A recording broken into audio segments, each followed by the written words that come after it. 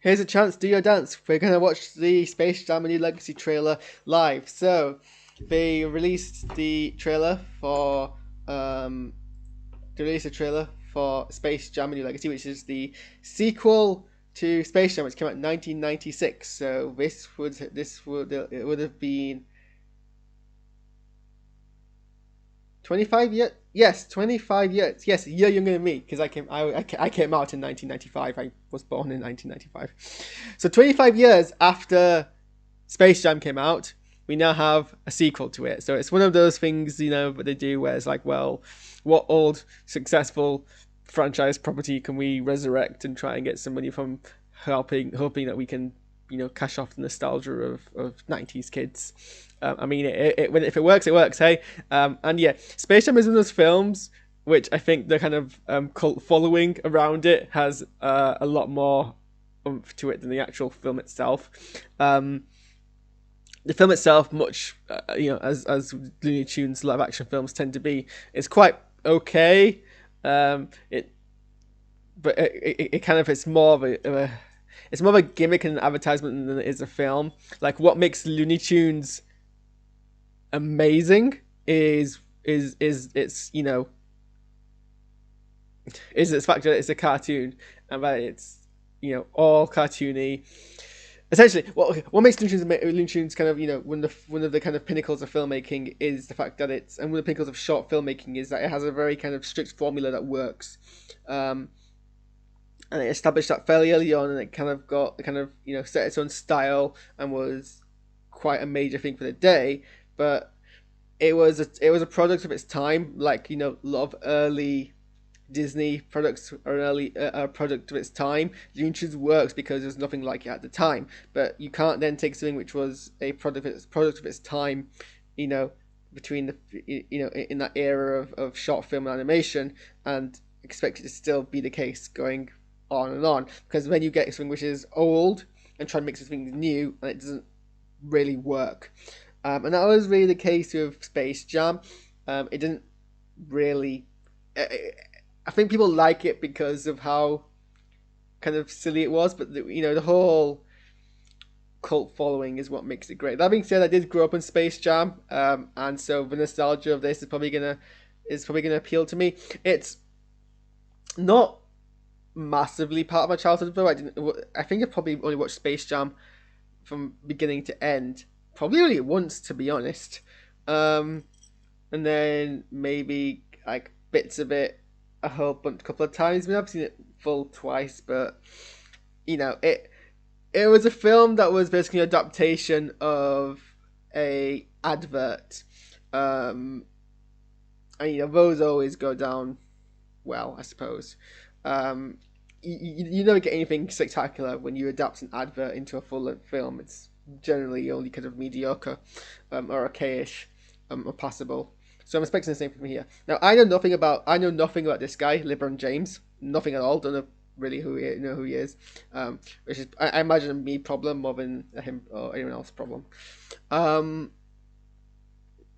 not much has actually been revealed about what the actual storyline of the sequel is. Obviously, the storyline for the original was quite funny. What tends to be when you get films with Looney Tunes characters is they're always passive characters in the plot, which I guess is another kind of downside to why it doesn't work. So Looney Tunes Back in Action, which I also saw when it came out, and I saw that when it came out in theaters, is kind of spiritual sequel to Looney Tunes, to Space Jam. Interesting that it's Space Jam and not Looney Tunes Space Jam, isn't it? Interesting that this is Space Jam and not Looney Tunes Space Jam as well. To be honest, do you think that maybe they didn't realize a lot of people actually know? Well, I don't know. It depends. I think more people, younger audiences these days probably know Looney Tunes more than they know Space Jam. But I don't know. I don't know how popular Looney Tunes is nowadays, to be honest. But like Back in Action, it was the plot that Brendan Fraser's character. Well, I said Brendan Fraser's character. Brendan Fraser is also a character in that film, so I should probably refer to his character's name if I can remember what it was. He's the active protagonist, and the Looney Tunes are just kind of there. And that's the same thing with the Space Jam film as well. The basketball player Michael Jordan was the protagonist in that film, and Looney Tunes characters who were around it were just kind of passive parts of that. So the plot of Space Jam was essentially Michael Jordan was becoming, I guess, depressed about his career. This is, I think, somewhat based on his real life, which is, I guess, is also kind of the wild thing about the film. And, wanted to retire from basketball to go into baseball. And then, as his career is, suffering or whatever because of that, some aliens come to the Looney Tunes world and threaten to steal. I think what they're trying to do. Oh yeah, they want to take them as slaves for their amusement park, and they get challenged to a baseball match, and use special powers to try and beat them. And so Looney Tunes, the Looney characters, the cartoon characters, the Looney Tunes. Looney Tunes, I don't know. What's the plural? Looney Tunes, I don't know. They kidnap Michael Jordan and then they play basketball, and yeah, that happens. So right, let's just go ahead and watch the trailer for this, and we'll talk about it a bit more, shall we? Oh God, I'm floating. Why am I floating? This is a mistake. Did not mean to be floating. Move myself back down here. Okay, let's go. Basketball camp is next weekend. You got amazing potential on the court, and I can help you get there. That's not what I want, Dad. You never let me do what I want to do. You never let me just do me. Hold up, wrong floor. Bet Will Smith ain't got to deal with this. Dad! Down! What in the Matrix hell? Welcome to the space.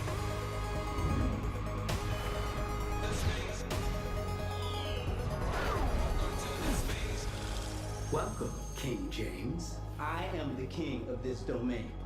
This is the serververse. What'd you do to my son? Where's Dom? The only way you're getting your son back is if you and I play a little basketball. Pete, send this clown to the rejects. Wait.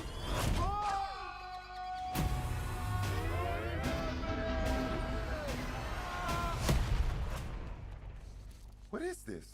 Ah! I'm a cartoon? Meh.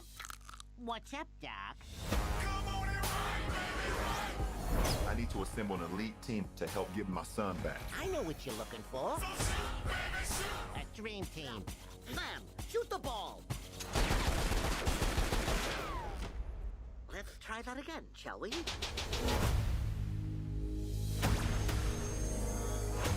King James. Welcome to The Space Jam.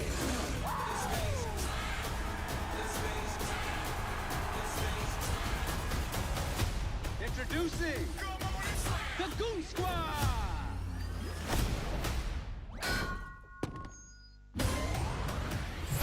You gotta win this game Let's end this. Got you, Kron? And get our son back.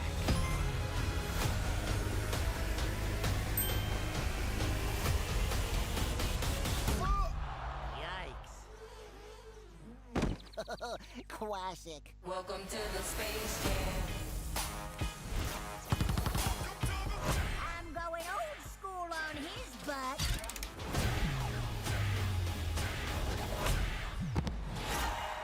Whoa. Welcome to the Space Jam.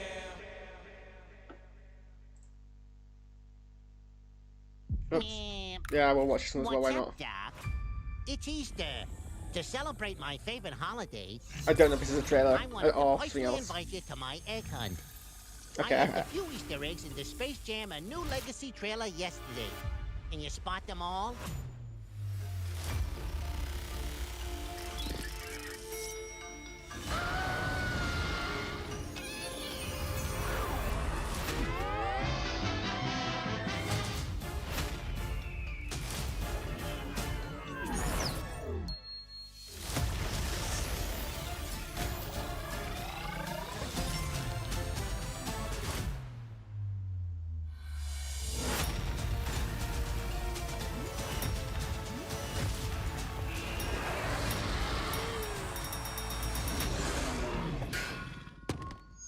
Whoa.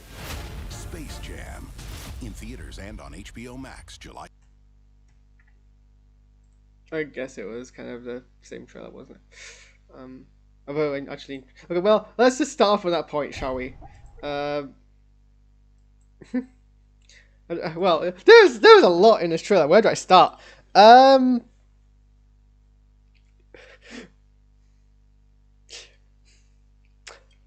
Came for the Space Jam sequel trailer.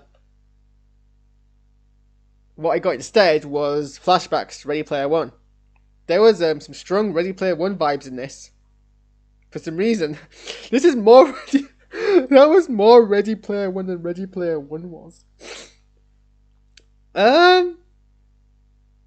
Okay, well, there was a lot in this trailer, of intellectual properties that Warner Brothers own, like across the board.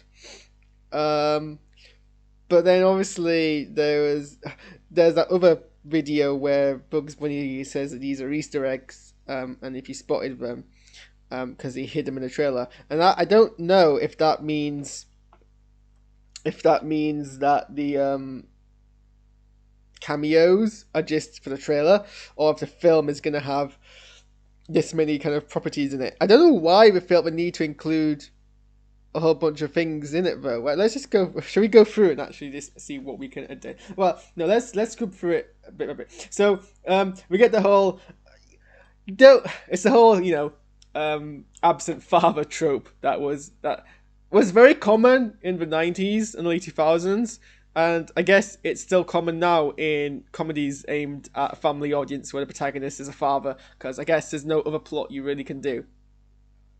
It was originality. So it's a very tired trope, I feel. It's like, I want you to play basketball. You don't understand me, Dad. I just want to play computer games. And then, that's the conflict. I guess it's also not the point. We're not here telling anyone that story after all. And then we get this weird thing where he gets... Also, wait, did he just what was his line here? Wrong floor. I bet Will Smith ain't got to deal with this. Okay, some random reference to Will Smith, and then he goes, What in the Matrix hell? which I guess is a thing people might say. And then this might be in reference to Tron. Disney on Tron, not Warner Brothers, so I guess it can be more explicit. But it's got very strong vibes to it. And then that one of the most popular things about Space Jam, probably more popular than the film itself, is the Space Jam song, which became a copy pasta meme a couple of years ago. People were just quoting Space Jam a whole bunch of times.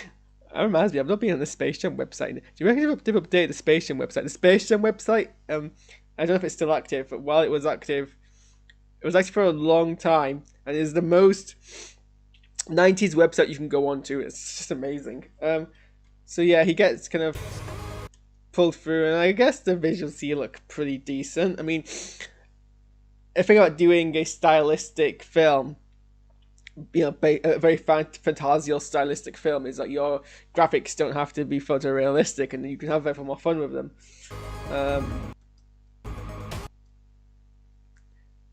So, yes, there's a Game of Thrones reference in a Looney Tunes film. It's actually quite hilarious. I mean, it's a shame it's spoiled in this trailer, but I guess you wouldn't really notice it in the film.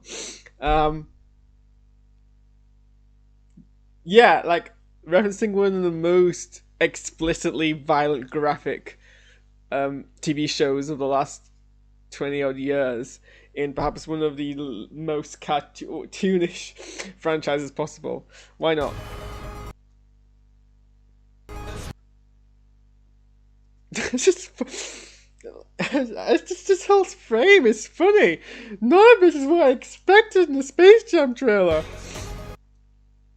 And then we get a reference. So there's something in the comment which is too blurred for me to see. There's something else in the comment which is too blurred for me to see. There's a thing in the other corner which has a bunch of kind of film symbology, so a copper board and some old cameras, but the whole kind of clip art symbology. That is the Emerald City. So I guess that's all meant to be Oz. Yeah, because then we get like the poppy field and the forest, and then we go into Kansas and we hear the laugh of the wicked. Which, I mean, I'm a big fan of Oz kind of mythos, so I'm always going to be down for. Yeah, so this film is like, let's not just play it on the nostalgia of our Looney Tunes franchise. Let's throw every amount of nostalgia we can possibly throw at the audience. I mean, as a marketing tool, I can't fault it.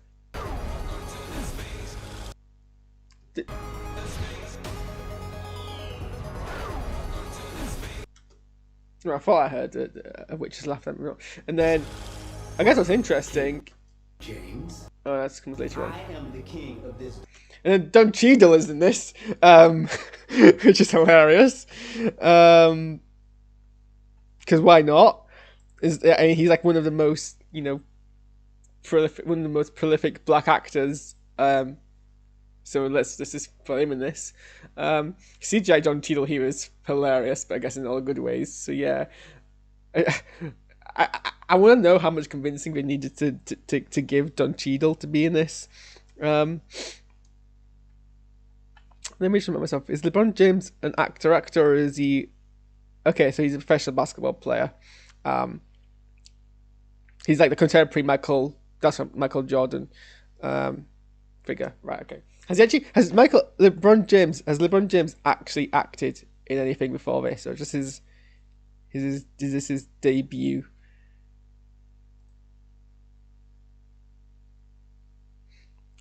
This is his this is his 1, 2, 3. This is his 5th filmic appearance. He's done a whole bunch of TV stuff, but he's always played himself in his TV stuff, in cartoons, voicing himself. Oh, apparently he had a sitcom called The LeBrons. I guess there's a thing you can do. Sure, why not? But this would be like his first major role. Domain. Oh, some more Easter eggs. King James, I am the king of this domain. So don't know what that is. That's Emerald City again that we see from a different angle. That's the Warner Brothers logo. So like, is this like some sort of like central server area where we see where all like the properties are kept? Because in the previous film it was just established that it was like an alternate universe. But you could fall that was connected like to Earth. Like no other insinuation really on that. The only way you're getting your son back is if you and I play a little basketball. Pete, send this Because why not? clown to the rejects. Wait.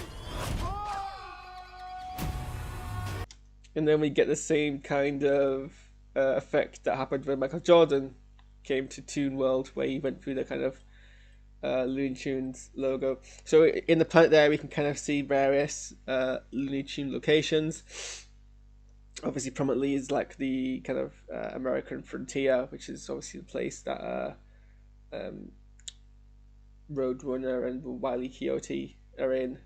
And there's a couple of other kind of places from other Looney Tunes shorts.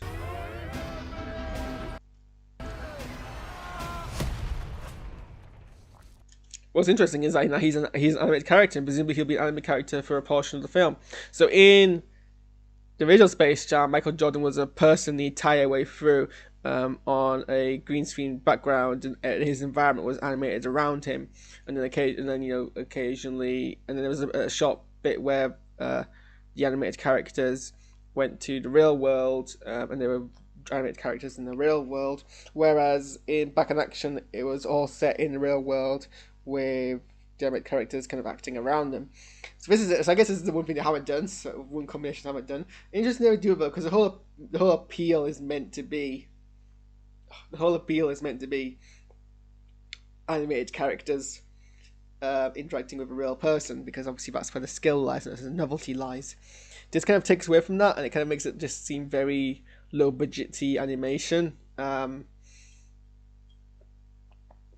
I guess it's interesting to see a tattooed character in a Looney Tunes style. Oh, why this is. But yeah, I mean, this is the same. The animation is it's not the same animation you get from TV style. It's kind of the same. It reminds me a lot of the kind of Tom and Jerry films that they put out now, which are all like, you know, very low quality, but have this kind of weird finish to them, and it kind of reminds me of that, which I'm not particularly fond of. I don't know if it's going to explain why he transforms into a cartoon while Michael Jordan stays as a real person. What is this? Ah! I'm a cartoon? Meh. What's up, Doc? Yeah, might as well say the line. So what has this guy directed before? Shall we see?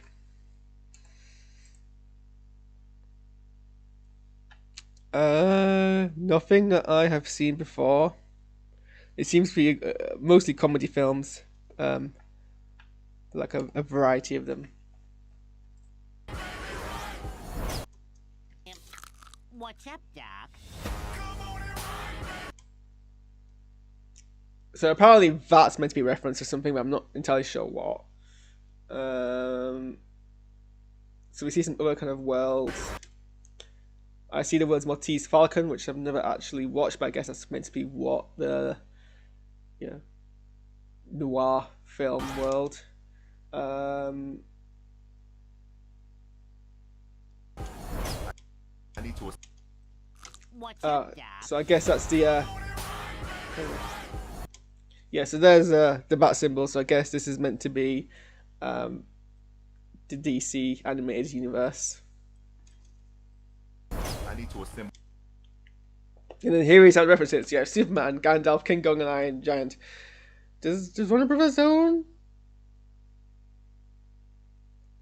Lord of the Rings? I thought someone else owned Lord of the Rings. I'm an elite team to help get my son back. I know what you're looking for. And Ryan Coogler's producing this because I guess if you're making a film of predominantly black casts, Ryan Coogler's the person you want to go to. Dream Team. Them, shoot the ball. I mean, it wasn't an original joke, but it was very in line with Looney Tunes comedy, so I'm more amused than I am mad. Because Looney Tunes is like the whole form of Looney Tunes is expectation subversion, and that's what you get here. It's very simple. That's what makes Looney Tunes, work. Let's try that again, shall we? Is anyone voicing these characters? So I don't recognize most of the people who are voicing these characters, so I think a lot of them are, the current vocal cast, I think, a whole bunch of them. Well, most of them are, actual cartoon voice actors. There's no, celebrity. The only exception is probably Zendaya, who's voicing Lola Bunny. So it comes out July 1916. Oh, hang on. Let me Try that again, shall we? see what I can spot here in terms of references, if there are any, but nothing springs out. It's probably something I'm missing. And okay, so he turns back into a person, but then we get the animated characters kind of turning into CG models, and I guess this is something I'm not particularly fond of. I don't see the need, really. Just keep them 2D animations in a 3D world. That's kind of the whole point of it. I guess that's not something I'm massively bothered by, but King James. So there's the mystery machine. There's the Iron Giant from the Iron Giant and Ready Player One, I guess.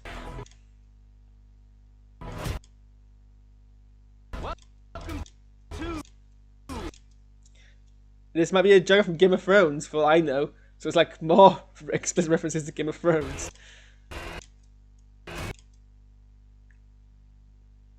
Somewhat recognise the shark, not extraordinarily. But there's a whole bunch of characters from other Hanna-Barbera properties.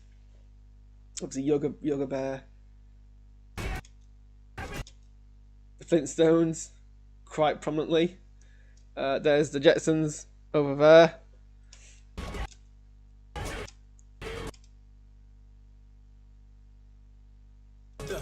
King Kong.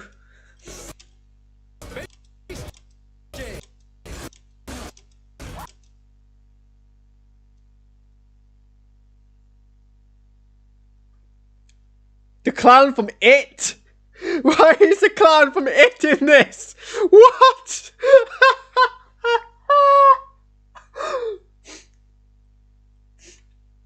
Yeah, sure, why not?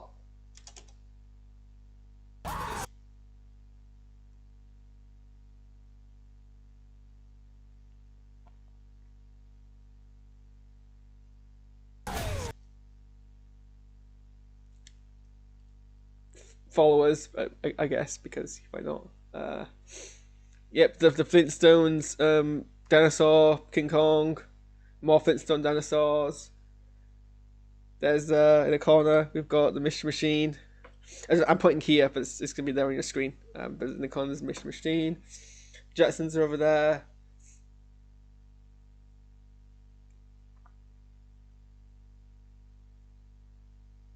I mean, it's pulling on all the nostalgia strings, isn't it?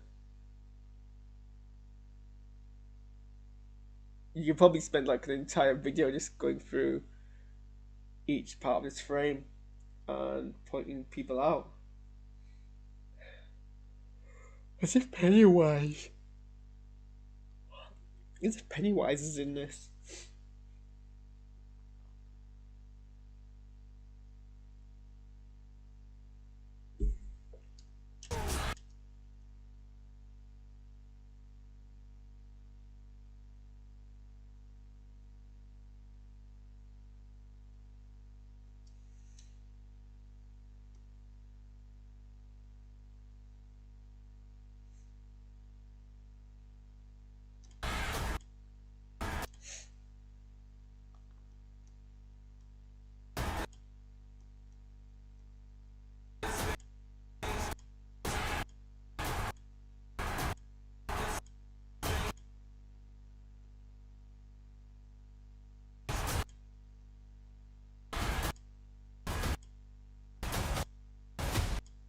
And then we see kind of who they're facing. Introducing the Goon Squad!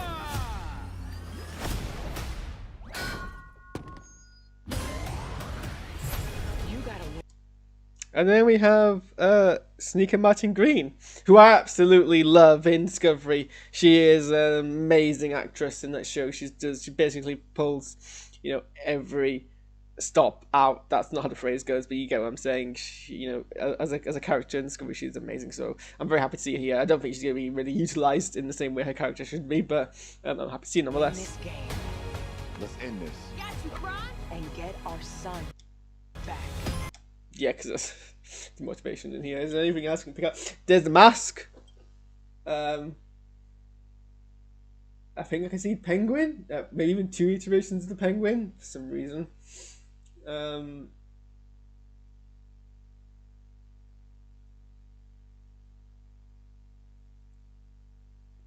I spot anyone else? Get a better view of the mystery. Bit of Mystery Inc.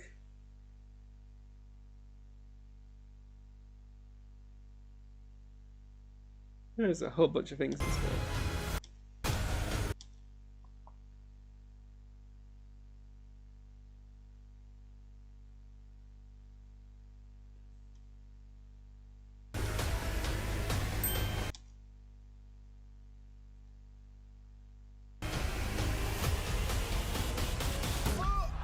Yikes. the mask again. Classic. Welcome Yikes. Classic. Just weird seeing the mask laugh at other films. Welcome to the Space Jam.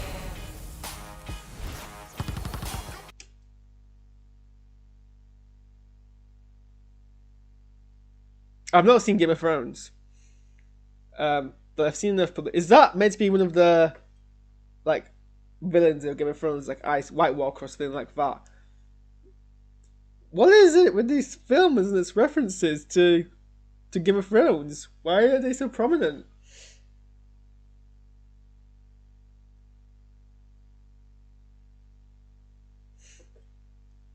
I'm going old school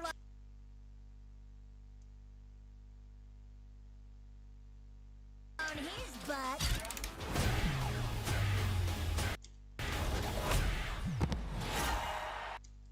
Whoa.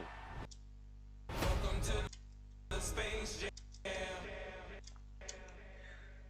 Well, so that was a trailer of Space Jam: A New Legacy. What did you think? Who else did you spot? What is going on? Why are all these people in it? I need to lie down now. I'm so faint-headed. Thanks for watching. I'll see you guys next time.